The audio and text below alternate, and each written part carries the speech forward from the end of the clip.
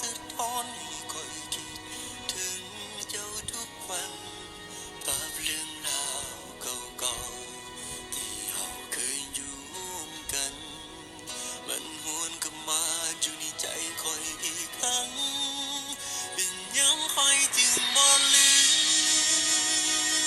มเจ้ายังคิดถึงเจ้าทั้งที่คอยมีเขาเคียงข้างกายเขาทำสิ่งใดก็เป็นเจ้าทั้งนั้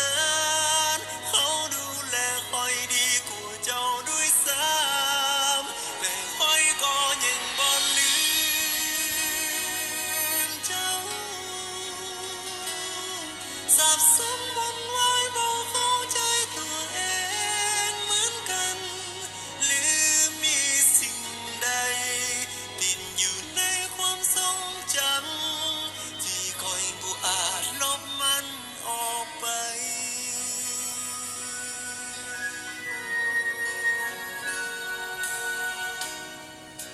คอยก็รักเขา